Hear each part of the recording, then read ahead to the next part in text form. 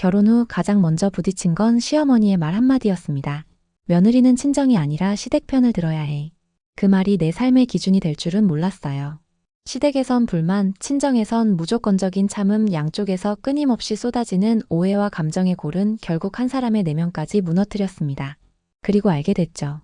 사람 사이엔 누구 편보다 같은 자리에 서주는 것이 필요하다는 걸요. 뒤늦게 밝혀진 진심, 그리고 가족이라는 이름 아래 감춰졌던 수많은 고백들. 그럼 오늘의 사연 시작하겠습니다. 결혼 초부터 시어머니와의 관계는 유난히 삐걱거렸다.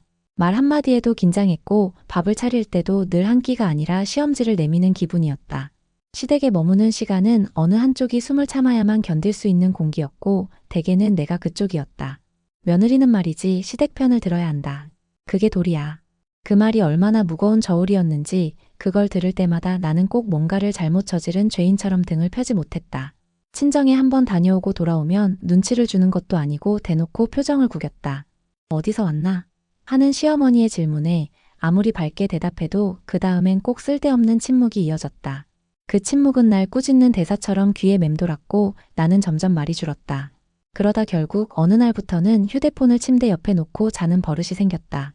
전화가 올까 봐서가 아니라 전화를 걸지 않기 위해서였다. 친정에. 너네 집에서 또 갔다 왔다고?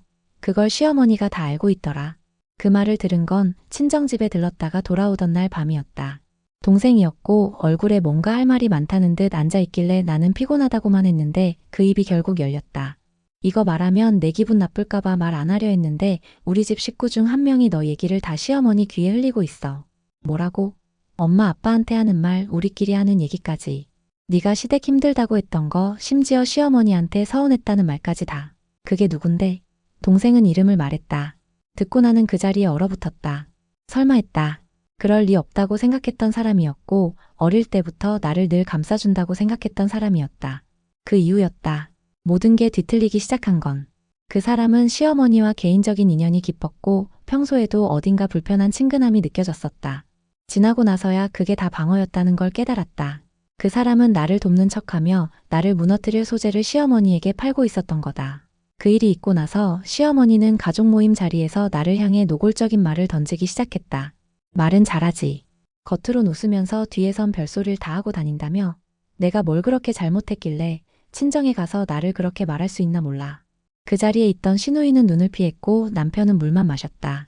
나는 들이마신 숨을 토해내지 못한 채 얼굴만 빨개졌다. 이젠 입까지 막으시려는 건가요? 내가 참지 못하고 그렇게 말했다. 그 한마디에 가족들의 시선이 얼어붙었다. 이게 뭔 버르장머리야? 이 집에서 감히. 다툼이 있었고 결국 그날 밤나는 짐을 쌌다. 그게 어떤 결과를 가져올지도 모른 채. 그로부터 몇 주 후 친정집 거실에서 나는 시어머니가 우리 집에 다녀갔다는 이야기를 들었다. 엄마는 얼굴이 상기돼 있었고 아버지는 입을 꾹 다문 채 거실창을 내다보고 있었다.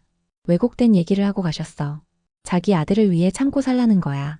그 말에 나는 피식 웃었다. 왜 항상 참고 사는 쪽은 나여야 할까? 시댁에선 친정과 연락한다고 비난하고 친정에선 시댁에서 받은 스트레스를 털어놓으면 네가 참아야 한다고 말한다. 그 순간 어디에도 내 편은 없다고 느꼈다. 문제는 남편이었다. 그럼 누굴 편들라는 거야? 우리 엄마한텐 엄마 입장이 있고 너한텐 또 내 입장이 있는데 중간에서 내가 뭘 어떻게 해야 하는데? 그 말 한마디가 나를 더 무너지게 했다. 나는 단지 누가 옳고 그르냐가 아니라 내가 얼마나 외로운지를 알아주길 바랐던 거다. 하지만 남편은 감정을 다뤄야 하는 자리에 서기보다 그저 피하려 했다. 중립을 가장한 방관은 결국 나를 혼자 맞서는 사람으로 만들었다. 서로의 사이엔 말보다 더 큰 벽이 생겨났다. 나는 지금 서로가 서로를 닮아가는 것 같다고 느낀다. 시어머니를 향한 서운함, 친정을 향한 실망, 남편을 향한 체념. 그 모든 것들이 이젠 내 안에서 차갑게 굳어가고 있었다. 하지만 나는 알고 있다. 이대로 끝내고 싶지 않다는 걸. 한때 사랑했고 믿었던 사람들이니 진짜 가족으로 돌아가고 싶다는 마음이 내 안 어딘가에는 여전히 남아있다는 걸. 지금은 그걸 어떻게 꺼내야 할지 모를 뿐이다. 어디서부터 잘못된 걸까? 아니, 어디서부터 다시 시작하면 될까? 끝은 아직 아니라 믿고 싶다. 아침 일찍부터 휴대폰을 꺼냈다. 그날 이후로 시어머니와 친정 간의 싸움은 눈에 보이지 않아도 전선을 걷는 느낌이었다. 정적은 더 두껍고 무겁게 흘렀고 나는 그 안에서 말 한마디조차 조심스러워졌다. 손에 쥔 폰은 더 이상 나를 위로하는 도구가 아니었다. 오히려 누가 언제 뭘 듣고 전했을지 모르는 증거물처럼 느껴졌고 그 안의 대화들마저 차마 믿을 수 없었다. 며칠 전 친정엄마에게 전한 문자 한 통이 시어머니의 입에서 그대로 나왔을 때 나는 소름이 끼쳤다. 요즘은 그런가 봐요. 친정 가면 시댁 욕을 기본으로 하고 가족끼리 수다 떠는 걸 정치질이라고 부르지. 그 말 한마디면 충분했다. 누가 무슨 말을 퍼뜨렸는지 의심을 넘어 거의 확신이 들었으니까. 문제는 그 누구가 바로 내 가장 가까운 혈육이라는 것이었다. 내가 외부에 털어놓을 수 있었던 유일한 공간 바로 친정이었는데 거기서도 나는 고립됐다. 나는 혼잣말하듯 말했다. 누가 내 말을 팔아서 내 얼굴에 먹칠을 한 걸까? 왜? 너를 곤란하게 만들고 싶은 거겠지. 동생이 그렇게 말했다. 너무도 조용하게. 처음엔 그 사람이 시어머니랑 친하다는 걸 그냥 그런가 보다 했는데 몇 번 마주친 장면들을 떠올리니까 이상했어. 명절에 와서 시어머니 앞에서 괜히 언니 얘기 꺼내고 너 없는 자리에서 널 평가하듯 말하고 나는 숨이 턱 막혀서 대답하지 못했다. 그 말은 맞았고 그래서 더 고통스러웠다. 진짜는 진심은 다 사라지고 누가 더 잘 들리게 말하느냐가 가족 사이의 기준이 되어버린 느낌이었다. 어느 날 저녁 남편과 마주 앉았다. 오랜만에 식탁에 마주한 자리였지만 그저 국물 뜨는 소리만 이어졌다. 서로 말을 꺼낼 시점을 탐색하듯 젓가락만 움직이고 있었다. 나 오늘 시어머니 만났어. 먼저 말을 꺼낸 건 나였다. 남편은 멈칫하더니 고개를 들었다. 그래서?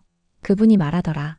내가 친정에서 시댁을 모욕했다면서 너희 엄마가 인격적으로 무시당했다고. 그랬어? 아니. 난 감정 힘들다 했지 무시하진 않았어. 근데 내 친척 누구는 자꾸 시어머니 앞에서 내 말하는 것 같더라. 그걸 이제야 말해? 예전엔 그냥 넘어갔어. 근데 이제는 그게 문제라는 생각이 드네. 넌 항상 늦게 알아. 나 혼자 눈치 보고 말 삼키고 참고 있는 동안 넌 그냥 모른다 곧 빠져나가고 목소리가 점점 높아졌다. 남편은 끝내 숟가락을 내려놓고 자리에서 일어섰다. 그날 이후 그는 한동안 말이 없었다. 그날 밤 친정 동생에게 문자를 보냈다. 혹시 그 사람이랑 최근에 연락한 기록 있어? 답장은 예상보다 빨리 왔다. 있어. 캡처해서 보낼게. 화면을 켜고 숨을 멈췄다. 한참을 바라보다가 손이 미세하게 떨렸다. 시간, 날짜, 통화 시간까지 또렷했다. 내가 시댁에서 혼자 욕먹고 시어머니가 친정에 쳐들어왔던 그날 전날 밤. 그 사람은 시어머니와 통화 중이었다. 그 뒤로 며칠 시어머니는 나에게 직접 연락하지 않았다. 그러다 뜬금없이 단체 가족방에 한 줄 메시지를 올렸다. 가족이란 게 뭘까? 같이 밥만 먹는 사람은 아닐 텐데. 누구를 향한 말인지 굳이 해석할 필요도 없었다. 나는 그 메시지를 읽고도 아무 답도 하지 않았다. 그날 오후 신우이에게 전화가 왔다. 형님 혹시 엄마한테 뭐 심한 말 하셨어요? 아니. 내가 할 말도 못하는 상황인데 무슨 심한 말까지 하겠니? 엄마가 많이 속상해하세요. 다 자기 때문이라면서 친정까지 난리 났다고 그러시던데 나는 입을 다물었다. 그 순간 시어머니가 스스로 피해자인 양 말하고 다닐 수 있다는 걸 알았다. 나는 가만히 있는데 이미 나는 무례한 며느리로 만들어지고 있었다. 하루는 친정엄마가 나를 조용히 불렀다. 이제 그만 좀 해. 네가 피곤해 보여. 내가 참는다고 되는 게 아니었잖아. 그래도 너라도 참아야지. 이러다 너만 다 잃는다. 아니 엄마. 나 지금도 아무것도 가진 거 없어. 잃을 게 뭐 있어. 그 말을 하면서도 눈물이 났다. 내가 가장 듣고 싶지 않은 말은 늘 친정에서 들었다. 네가 참아야 한다. 네가 어른이다. 네가 더 아프다 해도 견뎌야 한다. 그런 말들이 나를 더 멀어지게 만들었다. 피할 곳이 없었고 이젠 도망칠 곳도 없었다. 나는 여전히 그날의 통화 기록을 저장해 놓고 있다. 한 번도 보여주진 않았지만 언젠가 말해야 할 때가 온다면 꺼내려 한다. 이 고통의 무게를 혼자 안고 가기에는 너무 긴 시간이었다.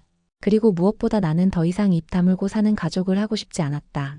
그날은 주말이었다. 평소보다 늦잠을 자고 일어나 커피포트를 켰는데 현관에서 인기척이 났다. 누군가 문 앞에 서 있었고 초인종을 한 번, 두 번, 그리고 또 한 번 눌렀다. 세 번째 벨이 울릴 때쯤엔 가슴 깊은 곳에서 불안이 밀려올 정도였다. 문을 열었을 땐 이미 예감이 들어맞고 있었다. 시어머니였다. 왔구나, 어머니. 입에서 나온 말은 공손했지만 목소리는 단단했다. 그날의 나는 눈치를 보지 않았다. 오히려 차가운 침묵으로 맞섰다.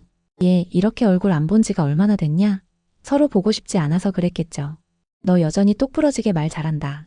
어머니는 신발도 제대로 벗지 않은 채 거실로 들어섰다. 나는 뒤늦게 커피포트를 껐다. 진한 커피 향이 거실을 메웠지만 공기는 여전히 차가웠다. 그 집에서 내 말 많이 들었다. 그 집 누구요? 그 친정 식구 중 누구 말이야. 내 입에 굳이 올리고 싶지도 않아. 시어머니는 손에 들고 온 종이 봉투를 내밀었다. 안에는 인화된 사진 몇 장과 접힌 편지지 한 장이 들어있었다. 이건 네가 엄마한테 한 말이라더라. 시댁은 늘 이기적이고 고압적이야. 내 글씨 맞니? 나는 눈을 질끈 감았다. 그건 친정엄마에게 썼던 손편지였다. 누구에게도 보이고 싶지 않았던 그날의 감정과 싸움이 잉크처럼 스며든 조각이었다. 어떻게 그게 어머니 손에 들어왔죠? 궁금하겠지. 그게 나도 이상하더라고. 그런데 말이야, 넌 대체 뭘 얼마나 억울했으면 이런 말을 써대니? 그건 제 사적인 공간에서 제 감정을 정리하던 거였어요. 정리? 가족을 모욕하면서 저만 가족이 아니었던 것 같아서요. 그때였다. 거실 안쪽에서 엄마의 발소리가 들렸다. 누구 어머님? 순간 시간은 굳었다. 엄마는 시어머니와 눈을 마주쳤고 시어머니는 갑자기 얼굴을 바꾸며 앉은 자리에서 일어섰다. 아이고 사돈. 이렇게 불쑥 찾아뵙게 되어 죄송합니다. 아닙니다. 어르신 웬일이세요? 그냥 우리 애가 너무 고집을 피우길래 제가 좀 무리해서라도 오고 싶더라고요. 고집이라니. 엄마의 얼굴이 처음으로 일그러졌다. 우리 아가 요즘 집안에 있는 일 가지고 말을 많이 한 모양이에요. 시어머니는 머쓱한 듯 웃었다. 그 웃음은 예의라는 포장을 하고 있었지만 그 안엔 고약한 의도가 숨어 있었다. 엄마는 차마 말을 잇지 못했다. 사돈께서도 이해하시겠지만 우리가 조금 더 참아줘야 하는 입장이잖아요. 결혼도 우리 아들이 이끌었고 애가 아직 철이 덜 들어서 그만하시죠. 내가 끼어들었다. 목소리가 떨렸지만 꺾이지 않았다. 그만 좀 하세요, 어머니. 그만하라고요. 너 지금 누구한테 그딴 식으로 말하니? 저를 감싸주는 척하면서 제 말을 왜곡하고 편지 하나까지 들고 친정집까지 오신 거. 그게 도대체 무슨 가족입니까? 엄마가 내 어깨를 잡았다. 손끝에 힘이 잔뜩 들어가 있었다. 그만하자, 제발 여기까지 하자. 왜요, 엄마? 왜 항상 참으라 그래? 내가 뭘 잘못했는데? 너 하나 다치는 게 싫어서 그래. 네가 다 삼켜야 한다는 게 아니라 네가 이 판을 끝낼 수 있는 사람이니까. 시어머니는 결국 그날 빈손으로 돌아가지 않았다. 사진도 편지도 내 자존심도 한 줌도 남기지 않고 들고 갔다. 돌아서는 뒷모습은 더 이상 어른이 아니었다. 그 순간 나는 하나의 진실을 마주했다. 나는 그 사람을 시어머니로서 용납한 적은 있어도 내 가족이라고 받아들인 적은 없었다는 걸. 그리고 그날 밤 남편은 아무 말 없이 내게 아이스크림 하나를 건넸다. 나도 봤어. 엄마가 너한테 한 말. 그랬구나. 그래서? 할 말은 많은데 할 수가 없더라. 나는 아이스크림을 받아들었다. 녹기 전에 먹어야 할 텐데. 그 한 입이 진짜 달았는지 씁쓸했는지조차 모르겠는 밤이었다. 며칠 동안 남편은 말을 아꼈다. 말이 없다는 건 그가 회피하고 있다는 뜻이었다. 무엇을 알고 있는지, 얼마나 동의하고 있는지조차 모른 채 나는 마치 고장난 라디오처럼 하루를 반복하고 있었다. 그날 아침 욕실 선반 위에 놓인 칫솔 2개를 바라보다가 이상한 감정이 들었다. 늘 있었던 풍경인데 그게 왠지 낯설게 느껴진다. 같은 컵에 나란히 놓인 칫솔인데 색깔도 다르고 결도 다른데 아무도 저걸 같은 방향으로 세우려 하지 않는다. 우린 지금 딱 그랬다. 가까이 있는 것 같아도 시선도 마음도 다른 방향을 보고 있는 것처럼. 며칠 전 시어머니가 친정집까지 찾아와 사진과 편지를 들이밀었던 날 이후 내 안에서 무언가가 완전히 꺾였다. 이 싸움이 단순한 고부 갈등이 아니라 누군가를 밟고 서야만 하는 감정의 승부처럼 느껴졌다. 그리고 그 한가운데에 남편은 있었다. 엄마가 그날 그렇게까지 할 줄은 몰랐어. 몰랐다고? 지금 그 말이 위로가 될 줄 알아? 아니, 그냥 미안하다고 말하고 싶었어. 남편은 미안해를 입에 달고 살았지만 정작 나를 대신해 싸워준 적은 없었다. 그는 언제나 둘 다 이해라는 말로 빠져나왔고 나는 그 이해라는 단어에 수없이 베이고 또 베었다. 그날 저녁 집안에 짙은 정적이 깔려 있었다. 아무 말 없이 각자 방으로 흩어졌고 나는 습관처럼 식탁을 정리하며 그릇에 묻은 밥풀을 긁어냈다. 그 행동 하나하나가 너무 공허했다. 핸드폰에 알림이 떴다. 친정엄마 내 동생이 걱정하더라. 괜찮니? 우리 집 쪽은 조용히 할 테니까 너는 내 마음 지켜. 그 문자를 읽고 나니 눈물이 터졌다. 처음이었다. 엄마가 내 마음을 지켜라고 말해준 건. 그리고 그날 밤 남편은 술에 취해 들어왔다. 거실 바닥에 앉아 넥타이를 느슨하게 풀고는 말했다. 다들 나한테 왜 이러는 거야? 나는 조용히 앉아 그 말을 들었다. 이제는 뭔가를 따지고 싶지도 않았다. 너도 엄마도 심지어 너희 친정도. 다들 날 가운데 놓고 자기 말만 해. 그럼 넌 누구 말이라도 들어봤어? 내가 누구 편을 들었어야 했는데. 아니. 누구 편을 들지 말고 최소한 나랑 같은 자리에라도 서보라고. 네가 나를 안아준 적은 있었니? 남편은 고개를 떨궜다. 말없이 손을 뻗어 내 손등을 덮었지만 나는 그 손을 피했다. 그 다음 날 아침 남편은 아무 말 없이 옷을 갈아입고 출근 준비를 했다. 그의 손끝이 바빴지만 마음은 이미 이 집에 없는 듯 보였다. 오늘 저녁엔 늦을 것 같아. 그래. 혹시 네가 괜찮다면 우리 같이 상담이라도 받아볼까? 그 말이 왜 그렇게 낯설게 들렸을까? 마치 외국인이 처음 한국말을 배워 입 밖으로 내뱉은 단어처럼 어색하고 딱딱했다. 나는 대답하지 않았다. 모른 척했다. 그게 내가 할 수 있는 유일한 방어였으니까. 그리고 저녁. 나는 방 안에서 가만히 소리를 들었다. 초인종이 울리고 남편이 나가는 발소리가 들렸다. 문득 확인하고 싶었다. 그래서 조심스럽게 거실로 나가 현관문을 열고 바깥을 봤다. 차가 서 있었고 조수석 문이 열렸다. 그 안에는 시어머니가 타고 있었다. 남편은 아무렇지도 않게 차에 탔다. 운전석엔 누가 앉아 있었는지 보이지 않았지만 확실한 건 그 둘이 함께 어디론가 향하고 있다는 거였다. 그날 밤 나는 처음으로 칫솔 2개 중 하나를 빼서 서랍 안에 넣었다. 우리는 여전히 같은 집에 있지만 지금은 같은 방향을 바라보지 않는다. 그래서 나 혼자라도 방향을 바꿔보기로 했다. 며칠째 남편은 집에 늦게 들어왔다. 말로는 회식, 거래처, 팀회의. 그럴 수도 있었다. 문제는 내가 그걸 믿을 수가 없었다는 거였다. 그의 얼굴에는 피곤보다 타인 앞에서의 무책임함이 묻어 있었고 그 무심함은 시간이 갈수록 더 선명해졌다. 어느 날 밤엔 새벽 1시가 넘어서야 들어왔다. 그날은 정말 묻고 싶었다. 그는 누구와 어떤 이야기를 하며 그렇게 늦은 시간을 버티고 있었을까? 나랑 얘기 좀 하자. 오랜만에 먼저 말을 건네온 건 남편이었다. 밤 십시 설거지를 막 끝낸 뒤였다. 그래. 자리도 없이 거실 바닥에 둘이 마주 앉았다. 나 네가 그렇게 힘들 줄 몰랐어. 그 말에 나는 속으로 쓴웃음을 지었다. 그토록 많은 싸움과 눈물, 침묵의 시간을 지나서 이제 와서 몰랐다는 말이 무슨 의미가 있을까? 그래서 우리 그만 싸우면 안 될까? 서로 너무 지치잖아. 중간에서 내가 뭘 잘 못했던 건 알겠는데 아니. 너는 중간에 있었던 게 아니야. 넌 그저 아무 쪽에도 안 서는 쪽이었던 거야. 내가 누구 편을 들었다고 생각해? 아무 편도 안 든 그 자체가 나에겐 배신이었어. 그날 나는 더 이상 감정을 감추지 않았다. 얻어맞은 것처럼 조용했던 지난 날들이 죄다 되살아나 입안에서 울컥거렸다. 너는 늘 중재하려고 했지. 그런데 그 중재라는 말이 뭔지 알아? 그건 양쪽 말을 다 듣고 누군가가 다치지 않도록 막는 거야. 그런데 너는 양쪽 말을 그냥 듣기만 했고 다치는 사람은 항상 나였어. 나도 나름 최선을 다했어. 그 말 이제 그만 좀 해. 최선을 다한 사람이 내가 욕먹고 억울해할 때도 내 편 한 번 안 들 수 있어? 시어머니가 내 친정에 와서 욕을 퍼붓고 내가 그걸 견디며 사는데 너도 이해해 그 말만 하는 게 최선이야? 남편은 아무 말도 하지 못했다.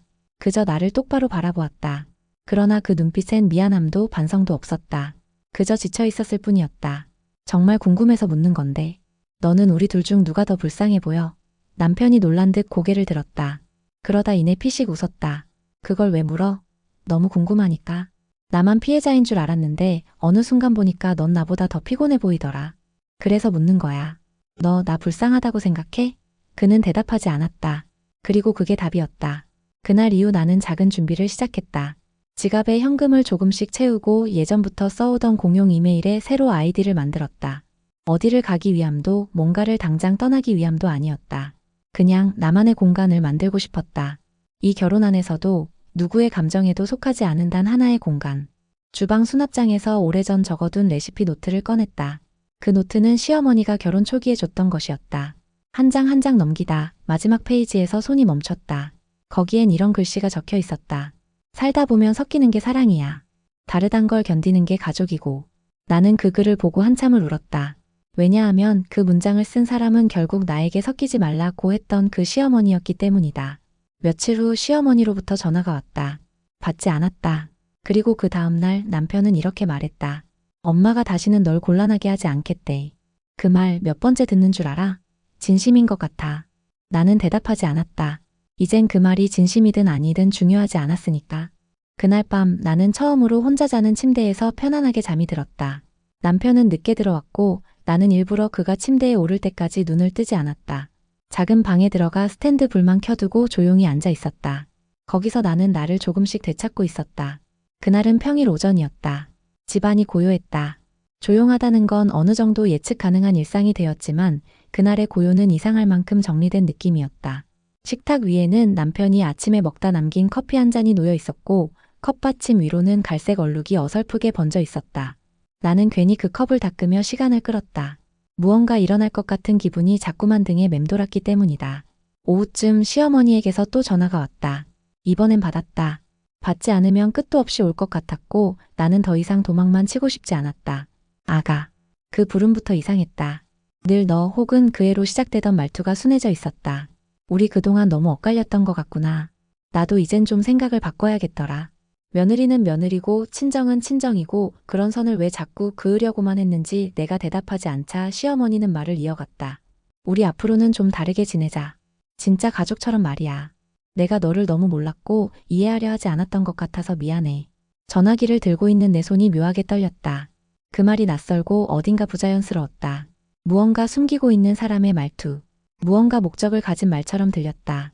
혹시 너 이번 주 토요일 시간 되니? 왜요? 같이 점심이나 할까 해서. 나 혼자 말고 너희 친정 엄마도 같이. 나는 숨을 들이켰다. 그게 무슨 의미예요? 그냥 우리가 서로 불편한 사이가 아니라는 걸 확인받고 싶기도 하고 네가 한가하면 좋고. 그녀는 너무 부드럽게 말하고 있었다. 이상하리만큼. 마치 무언가를 덮고 싶어서 만든 시나리오처럼. 나는 전화를 끊고 한참 동안 생각에 잠겼다. 그리고 점심 약속을 받아들였다. 왜냐하면 이쯤에서 무엇이 진심이고 무엇이 연기인지 나도 확인하고 싶었기 때문이다. 토요일 점심 약속한 장소는 평범한 한정식 집이었다.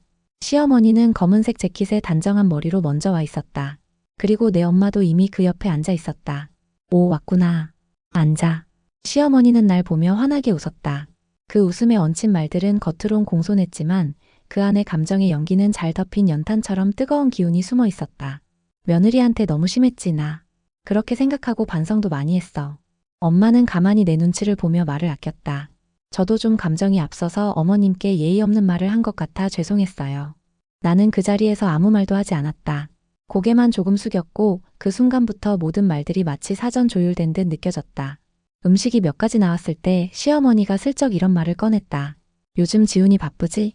애가 밤에도 늦고. 네. 그래도 기특해. 요즘은 참 철이 들었어. 너한텐 말 안 했지? 그 애 요즘 나 몰래 이것저것 도와줘. 나는 고개를 들었다. 뭘 도와줘요? 그야 나 건강도 좀 안 좋아지고 하니까 보험도 새로 들고 병원 예약도 대신하고. 자식이란 게 그럴 때 참 고맙더라. 그 말이 채 끝나기도 전에 내 머릿속에서 뭔가 하나가 툭 끊어졌다. 보험? 병원? 나는 그런 얘기 남편에게서 들어본 적 없었다. 집에 돌아와 남편에게 물었다. 요즘 어머니 일 도와드려? 어머 좀. 왜? 보험도 들어주고 병원도 예약하고 그런 거? 남편은 망설였다. 눈빛이 흔들렸다. 말 안 해도 되는 줄 알았어. 너랑 부딪히는 것도 싫고. 그래서 나 몰래 도운 거야? 그냥 너 신경 안 쓰게 하려고. 그 말은 더 이상 통하지 않았다. 나는 이제 말보다 그 감추는 방식을 보게 되었으니까. 그날 밤 나는 남편이 씻는 동안 서재 서랍을 열었다. 그가 최근에 본 서류들이 들어있던 파일을 꺼냈다. 그리고 거기서 시어머니 앞으로 개설된 보험증권과 병원 진단서 복사본을 보게 됐다. 그 서류 하단엔 낯선 이름이 있었다. 수술 항목, 비용, 그리고 보호자란. 그 보호자 이름은 내 남편이었다. 시한성 림프종 초기 발견. 경과 관찰 후 치료 권유. 그래서였구나. 시어머니가 갑자기 태도를 바꿨던 것도. 친정 엄마에게 사과를 자청했던 것도. 갑작스레 진짜 가족처럼 지내자고 말했던 것도. 죽음을 실감했기 때문일까? 아니면 지금이라도 가족이라는 환상을 쥐고 싶었던 걸까? 나는 복잡한 마음을 안고 그 서류를 다시 제자리에 넣었다. 그리고 그날 밤 남편에게 아무 말도 하지 않았다. 다만 혼잣말처럼 이렇게 읊조렸을 뿐이다. 이제야 당신들도 누가 진짜 가족이었는지 생각나기 시작한 거야? 일요일 아침 시어머니에게서 연락이 왔다. 이번엔 전화도 문자도 아니었다. 카톡 프로필 사진이 바뀌어 있었다. 새로운 사진은 꽃병에 꽂힌 붉은 국화 한 송이였다. 무슨 뜻인지 확신할 수는 없었지만 그런 감성적인 변화는 시어머니답지 않았다. 의식적으로 가족적인 무언가를 연출하려는 것처럼 느껴졌다. 그걸 보며 이상하리만치 내 마음은 차분해졌다. 슬픔도 분노도 아니고 그냥 잠시 멈춘 것처럼. 정지된 사진 속에서 감정을 읽으려는 사람처럼 조용했다. 오후 남편은 내게 조심스럽게 말을 꺼냈다. 엄마 얘기 좀 할까? 나는 고개만 끄덕였다. 진단받은 건 몇 달 됐어. 근데 아직 본격적인 치료는 안 들어갔고 지금은 관찰만 하고 있어. 왜 말 안 했어? 네가 너무 힘들어했잖아. 엄마랑도 나랑도. 그 와중에 그 얘기까지 꺼내면 넌 더 멀어질 것 같았어. 그래서 다 감췄구나. 보험도 서류도. 미안해. 미안하다는 그 말이 이번엔 그리 얄밉진 않았다. 그보단 이상하게 그가 어린 사람처럼 느껴졌다. 책임을 다 짊어질 줄 몰라 감추고 덮는 방식으로만 버텨온 어른 흉내를 내는 소년 같았다. 그날 저녁 시어머니가 병원 진료를 받는 날이라는 걸 알게 됐다. 나는 일부러 그 시간에 맞춰 동네 도서관에 갔다. 누군가의 아픔을 도망치는 건 비겁할지 몰라도 지금 내가 거기 있는 건 거짓말 같았다. 창밖으로 낙엽이 바람에 휘날리는 걸 한참 바라봤다. 그러다 핸드폰을 꺼내 무의식적으로 사진첩을 열었다. 예전 결혼 초 시어머니와 함께 찍은 사진이 몇 장 있었다. 웃는 척하는 나, 위험 있게 앉아있는 시어머니. 어디를 봐도 진짜 우리가 가족이었던 적은 없었다. 그걸 이제야 명확하게 받아들일 수 있게 된 기분이었다. 며칠 후 뜻밖의 사람이 나를 찾아왔다. 신우이였다. 현관 앞에서 머뭇거리던 그녀는 무표정하게 말했다. 나도 최근에야 들었어. 엄마 병. 그래. 근데 너한텐 얘기하지 말라고 하셨대. 왜? 그냥 창피해서 그랬대. 너한테 병 얘기하면 네가 불쌍해서라도 엄마를 다시 받아줄까 봐. 그게 싫었대. 순간 숨이 멎는 줄 알았다. 그 사람은 자신의 병보다 자존심을 먼저 계산했다. 내 감정이 아니라 자기 체면을 먼저 세웠다. 참 엄마답다. 나도 모르게 중얼거렸다. 신우이는 그 말에 씁쓸하게 웃었다. 그래도 이제 엄마가 너 진심으로 생각하는 것 같아. 진심? 응. 자기가 죽기 전에 너한테 무릎 꿇고 사과하겠다고 했어. 나는 그 자리에 얼어붙었다. 죽기 전에 무릎 꿇고 그 단어들은 너무 무겁고 너무 늦었다. 무릎을 꿇기 전엔 평생 나를 바닥에 눌러 살던 사람이었다. 이제 와서 엎드린다고 무게가 사라지는 건 아니었다. 그날 밤 남편이 말했다. 엄마가 너한테 하고 싶은 말이 있다고 하셔. 지금 와서? 많이 준비했대. 편지도 썼고. 그 말에 나는 조용히 자리에서 일어났다. 그리고 서랍을 열어 흰 봉투 하나를 꺼냈다. 이건 내가 엄마한테 쓰던 편지야.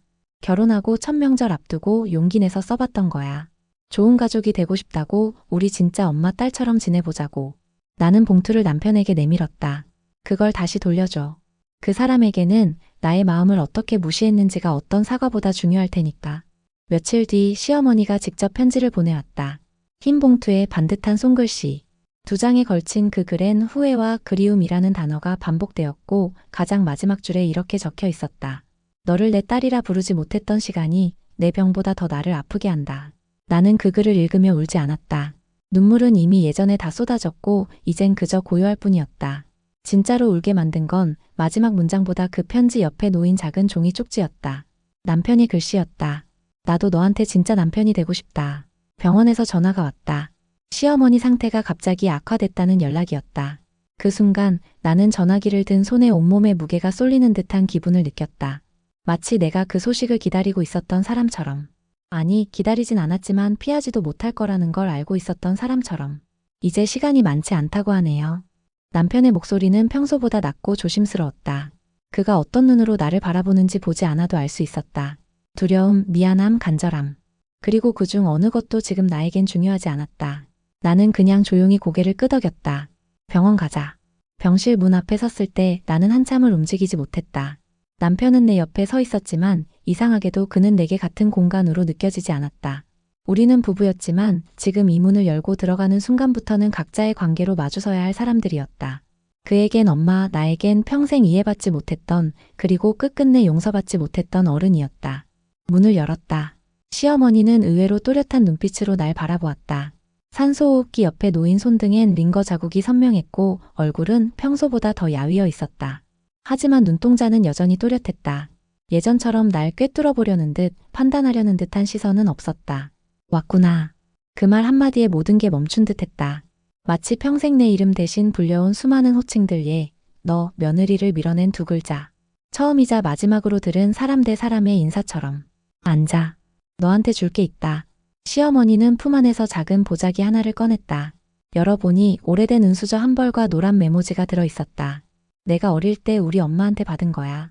평생 갑오처럼 간직했는데 너한테 주고 싶었어. 내 딸이 있었다면 주고 싶었던 건데 나는 아무 말도 하지 않았다. 감정은 무너지지 않았고 대신 손끝이 미세하게 떨렸다. 그 물건 때문이 아니라 그녀의 목소리와 말투가 너무 달라져 있었기 때문에. 너한테 많이 미안했어. 사람이 아프고 나서야 말이야. 내가 한 말들이 얼마나 잔인했는지 알겠더라. 나는 조용히 손을 뻗어 보자기를 다시 접었다. 받을 자격이 있는지 없는지를 따질 수 없었다. 그저 지금은 주는 쪽의 용기가 더 크다는 걸 느꼈다. 그리고 나 죽고 나면 내 친정 가서 꼭 전해줘. 내가 그 집 어른들한테 했던 말들 다 후회한다고. 그때는 자존심이 전부였거든. 나는 고개를 끄덕였다. 그 순간만큼은 정말 가족 같았다.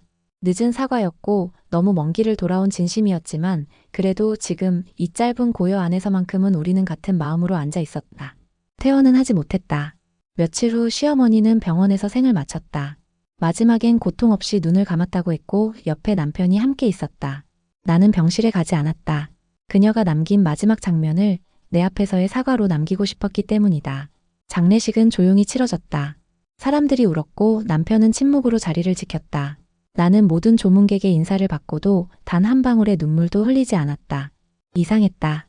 미워했던 사람인데 떠나보내는 게 허전했다. 며칠 후 시어머니 유품을 정리하던 중 남편이 작은 상자 하나를 내밀었다. 이거 엄마가 너한테 전하라고 했어. 상자 안에는 손글씨 편지 한 장과 사진 한 장이 들어 있었다. 사진은 우리가 결혼식 날 찍은 단체 사진. 가운데엔 시어머니가 앉아 있었고 그 옆엔 어색하게 웃고 있는 나. 편지는 짧았다. 지금은 기억나.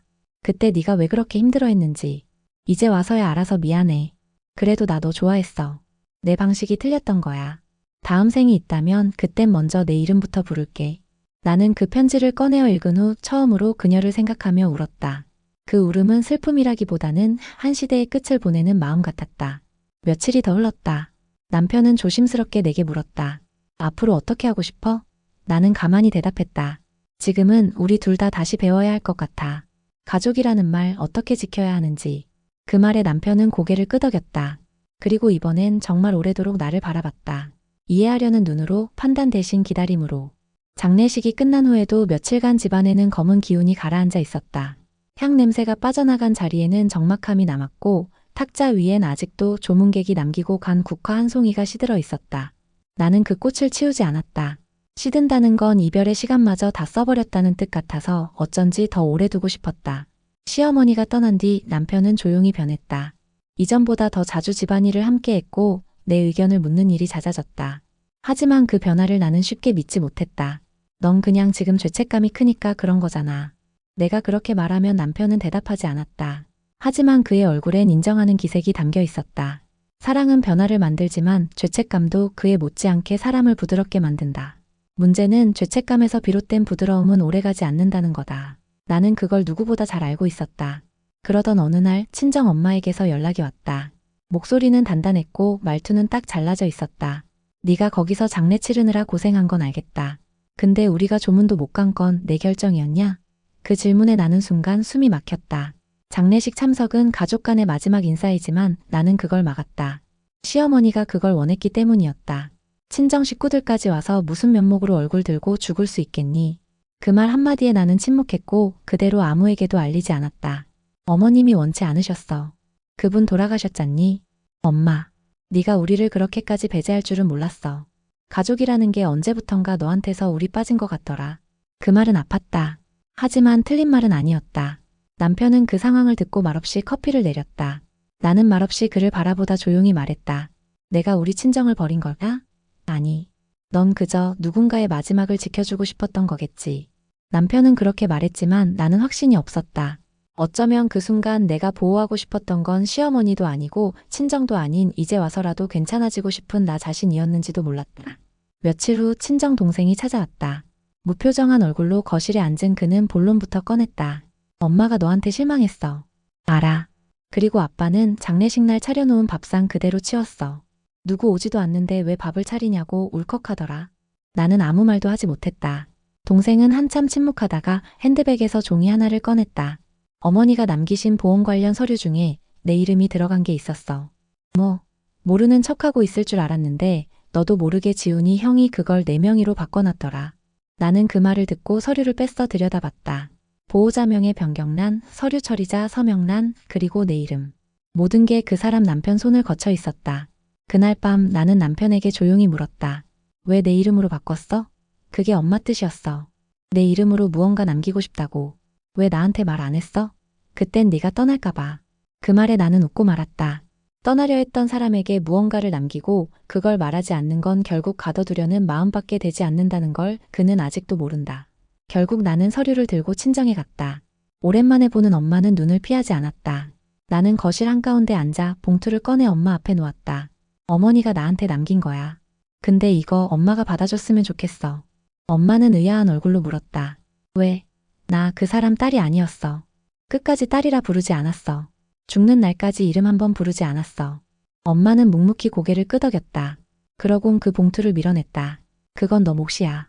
누가 뭐래도 너는 그 사람을 보내줬어. 우리는 네가 우리 딸이라는 걸 한 번도 의심해 본 적 없어. 그날 밤 나는 친정집 방 안에서 잠들었다. 그동안 얼마나 외로웠는지 실감했다. 내가 원했던 가족이란 사실, 누군가에게 완전히 기대도 괜찮은 공간이었구나. 그걸 이제야 깨달았다. 남편에게는 메시지만 보냈다. 오늘은 집에 안 들어갈게. 조금만 나한테 시간을 줘. 그 메시지엔 그의 답장이 오지 않았다. 하지만 이상하게도 이번엔 그 침묵이 편안하게 느껴졌다. 어쩌면 우리도 조금은 달라지고 있는 건지도 모르겠다. 친정에서 하룻밤을 자고 돌아오는 길, 나는 핸드폰을 꺼내 다시 남편의 메시지를 확인했다. 답장은 없었다. 그런데 묘하게 조용하고 억지로 참는 듯한 침묵도 아니었다. 그저 서로의 간격을 인정하고 잠시 멈춘 시간처럼 느껴졌다. 아파트 현관에 들어서니 복도 끝에 놓인 화분 하나가 시들어 있었다. 결혼 초 시어머니가 이 집엔 생명이 있어야 한다며 놓고 간 화초였다. 나는 그 화분을 들어올려 물을 줬다. 마른 흙이 물을 마시는 소리가 천천히 또렷하게 들렸다. 그건 마치 나 자신이 무언가를 다시 받아들이기 시작하는 소리 같았다. 현관을 열자 남편은 주방에 있었다. 냉장고 문을 열고 무엇을 꺼내는 손끝이 낯설 만큼 조심스러워 보였다. 그는 고개를 돌려 나를 보곤 작은 목소리로 말했다. 왔구나. 나는 그 말에 대답하지 않고 신발을 벗었다. 대답하지 않았지만 다시 집으로 들어온 나의 행동이 이미 대답이 되리라 생각했다. 식탁 위엔 반쯤 찬 두 사람분의 밥상이 놓여 있었다. 남편은 내 자리 쪽 그릇을 살짝 당겨주었다. 기다렸어. 혹시 같이 밥 먹고 싶어 할까 봐. 나는 잠시 그릇을 내려다봤다. 된장국에서 김이 천천히 올라왔다. 가족이란 결국 이토록 단순한 온기에서 시작되는 게 아닐까? 서로의 마음을 정확히 알 수 없더라도 따뜻하게 기다려주는 밥 한 그릇에서. 식사를 마치고 나서 남편이 조용히 말을 꺼냈다. 우리 같이 상담 받아보자. 그땐 무서워서 말만 했는데 지금은 진심이야. 나는 고개를 끄덕였다. 좋아. 이제는 우리 둘 다 배워야 하니까. 사랑도 가족도 사람을 대하는 것도. 남편은 눈을 감고 숨을 깊이 들이켰다. 마치 그 말 한마디로 오랜 시간 자신의 무게를 조금 내려놓은 듯했다. 그렇게 우리는 한동안 말없이 앉아 있었다. 많은 걸 주고받은 뒤엔 굳이 말로 모든 걸 설명하지 않아도 되는 때가 있다. 지금이 바로 그랬다. 며칠 뒤 나는 시어머니가 마지막으로 남긴 유품들을 다시 꺼내보았다. 은수저, 사진, 손편지. 그리고 가장 마지막에 꺼낸 것은 생전에 시어머니가 내 이름을 직접 쓴 봉투였다. 정연에게 그 단 두 글자가 왜 그렇게 오래도록 낯설게 느껴졌을까? 그녀가 내 이름을 적었다는 사실만으로도 나는 오래도록 울었다. 그건 진심으로 용서했기 때문이 아니라 나 자신을 처음으로 정면에서 바라보게 되었기 때문이었다. 나는 상처만 받았던 며느리가 아니었고 애써 참기만 하던 아내도 아니었다. 나는 그냥 나였다. 내 이름으로 존재하던 그 누구의 그림자도 아닌 사람. 그날 밤 나는 오래된 일기장을 꺼내 새로 한 장을 폈다.